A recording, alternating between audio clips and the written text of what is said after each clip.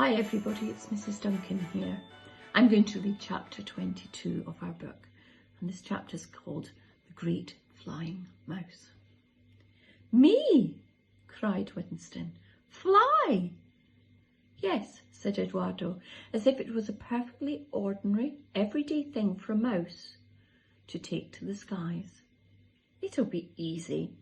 Look, there's a Winston-sized seat behind the controls of that plane. We'll take it up on the roof and you can set off from there. You'll be at the North Pole in no time at all. You might even meet Father Christmas's sleigh on the way. Winston wasn't in the slightest bit sure about any of this. It was dangerous enough for a little mouse like him just walking about the city. He didn't dare to imagine what it might be like to fly above one. And how would he ever know which way the North Pole was? He didn't have a map. Don't worry, said Eduardo, as if reading Winston's mind. Look for the brightest star in the sky, and that's the North Star. Just follow that and you'll know you're going the right way. Winston still wasn't convinced, but then he looked at the envelope he'd been carrying all evening. Everyone deserves a happy Christmas, he thought to himself.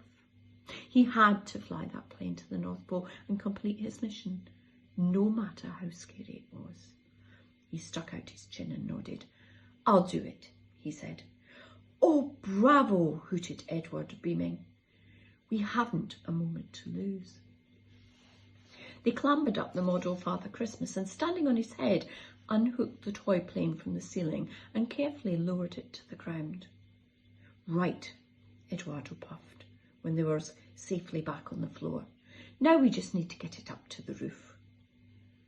Winston thought of all the hundreds of steps that wound up and around the 5 stories from the entrance hall, and he groaned.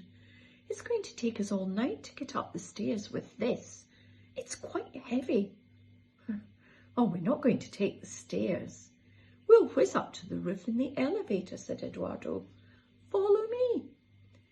Winston hadn't a clue what the elevator was, but he'd no choice other than to help Eduardo with the plane and tag along with him.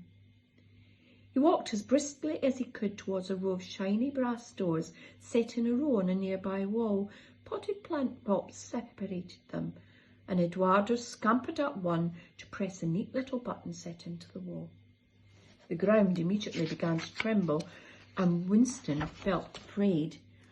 What was happening? He glanced at Eduardo. He was back beside Winston now and was cheerfully waiting and whistling a jolly Christmas tune. The trembling stopped, and one set of doors opened, revealing a velvet-lined and gold-trimmed elevator. Eduardo hurried Winston and the plane inside. He clambered up the velvet wall coverings and pressed a little button that was hidden behind a small plate underneath rows of other larger buttons. The entire thing started to shake and shudder as it began to whoosh upwards.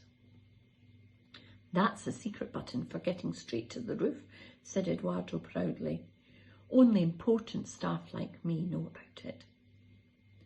Winston would never forget the short journey in the elevator. He didn't know what it was up or down. He was jostled all about and he tumbled over several times. It was a relief when it came to a stop and the doors flew open with a smart little ding of the bell. They dragged the plane out onto the roof and looked about in silence. The weather had taken a turn for the worst while Winston had been inside the department store.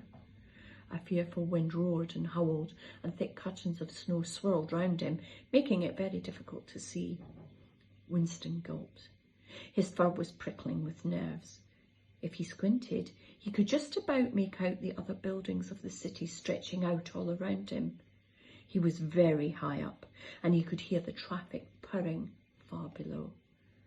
You'll need a good runway to take off from, shouted Eduardo over the wind, and he pointed to a raised buttress at the back of the building. It was only a foot or so off the ground, and by pushing and shoving and heaving and pulling, they got the plane up on top of it. The tiny plane rocked wildly. The propeller started to spin. Winston clambered into the cockpit. There was another seat behind him, but it was too small for Eduardo to join him. You'll have to stay here, shouted Winston over the noise. Thank you for all your help. Eduardo patted Winston kindly on the paw. You are welcome here at Fortescue's any time you like. Winston nestled down into his seat and gripped the controls tightly. Eduardo started to push the plane, slowly at first, and then faster and faster. The edge of the building came into view, and beyond it just seemed like a big black void with snow swirling like a whirlpool. The propeller whirred. Winston held his breath, and with a final shove, Eduardo pushed Winston and the plane over the edge of the roof. And you can just see the tiny plane in the snow.